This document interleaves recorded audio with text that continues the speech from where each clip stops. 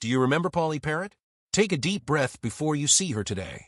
For 15 years, she was the beating heart of the most-watched drama on television, a jet black-haired forensic genius who turned a network procedural into a cultural phenomenon. Then, at the height of her fame, she simply disappeared from our screens. No farewell tour, no dramatic goodbye special, just a quiet exit that left millions of fans asking the same question ever since. What really happened to Pauley Perrette and where did she go? The answer is more dramatic, more painful, and ultimately more inspiring than anyone watching at home could have guessed. The making of Abby Sciuto. Long before she became a household name, Pauley Perrette had no intention of ever stepping in front of a camera.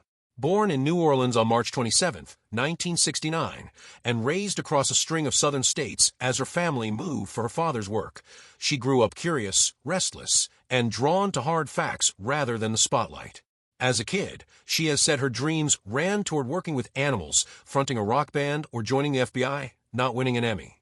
That fascination with the human mind and criminal behavior carried her to Valdosta State University in Georgia, where she earned a degree in criminal justice, and then to New York City, where she enrolled in a graduate program at the prestigious John Jay College of Criminal Justice. Manhattan in the early 90s was thrilling and unforgiving for a broke graduate student.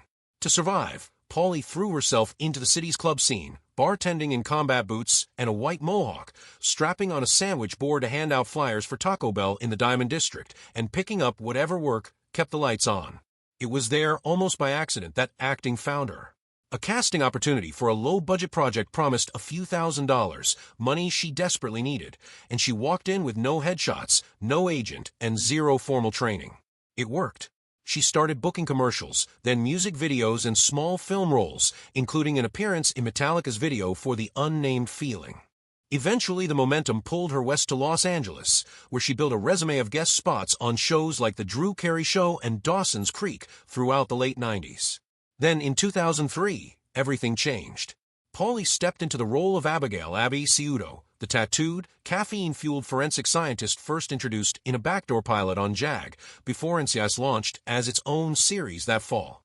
Nobody, not even CBS executives, predicted what would happen next.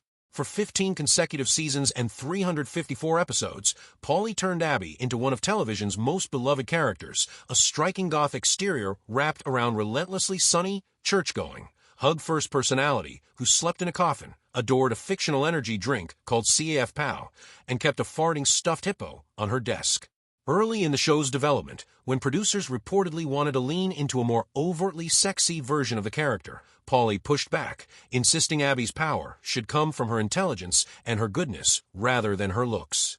That choice mattered. A generation of young women grew up watching a woman who loved hard science and looked nothing like a typical TV scientist, and many of them have credited Abby directly with pulling them toward careers in forensics, chemistry, and criminology. At the height of her popularity, Pauley was consistently ranked among the most well-liked performers on American television, and in 2017, she was reported to be one of the highest-paid actresses in the medium. A marriage that became a nightmare. While Abby's world on screen was one of quirky order, Pauley's personal life off-camera was anything but simple. In 2000, she married Canadian actor and musician Francis "Coyote" Shivers. What began as a relationship built on a shared love of alternative music unraveled quickly.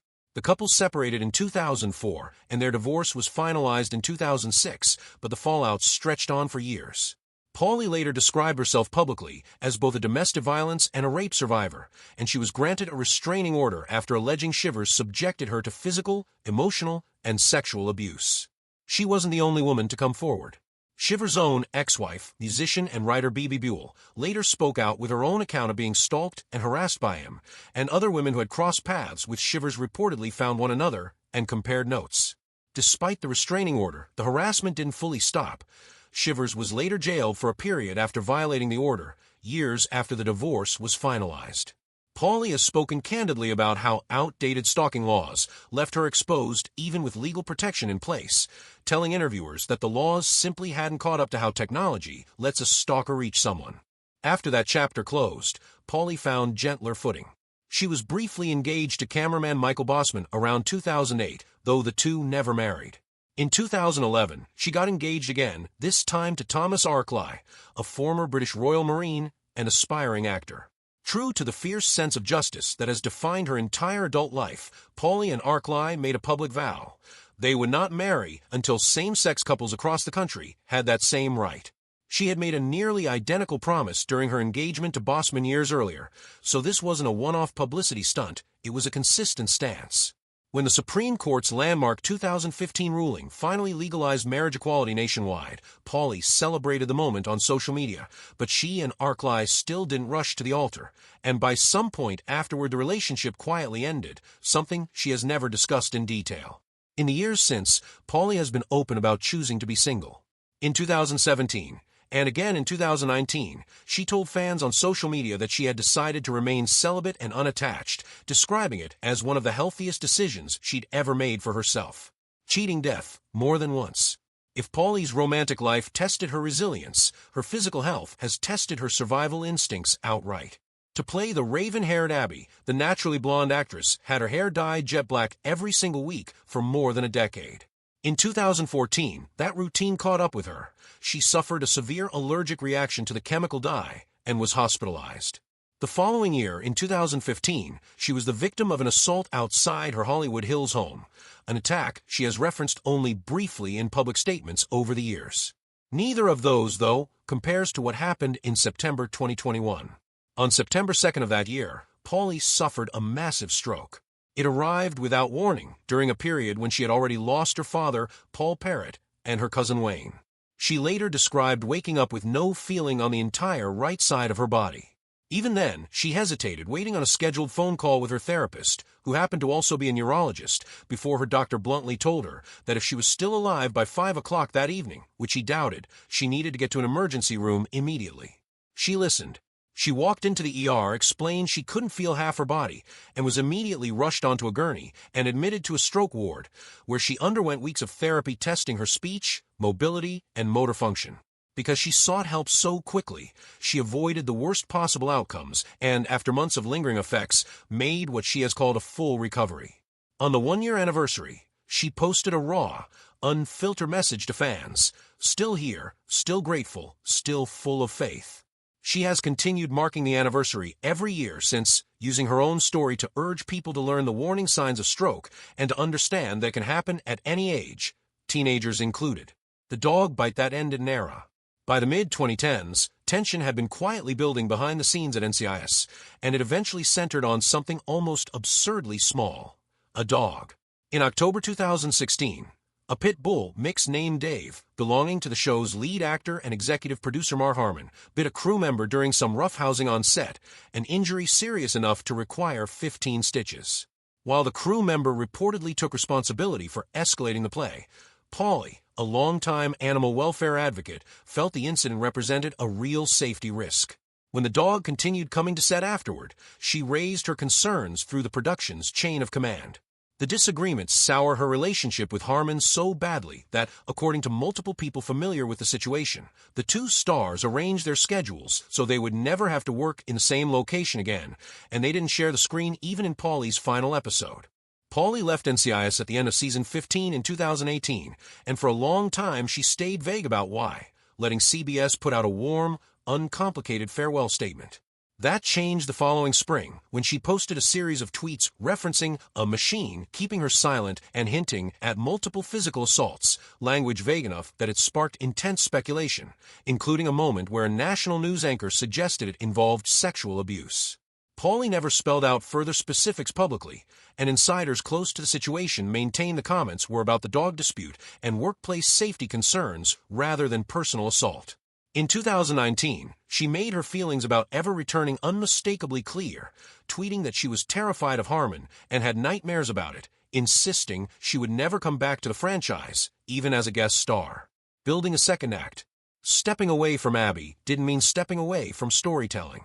Pauley returned to CBS in 2020 to star in the sitcom Broke, but the show was canceled after a single season, and she confirmed shortly after that she had retired from acting altogether.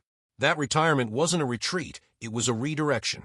Speaking with Hello Magazine, she explained that she had reached a point in her life where she needed authenticity in everything she did, and that acting, however good it had been to her, had started to feel like an escape from being herself.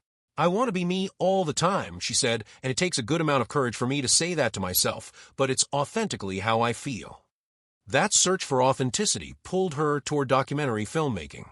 In 2023, Pauley served as an executive producer on Studio One Forever, a feature documentary chronicling the legendary West Hollywood gay disco that operated as a vital sanctuary for the LGBTQ community from the 1970s through the AIDS crisis.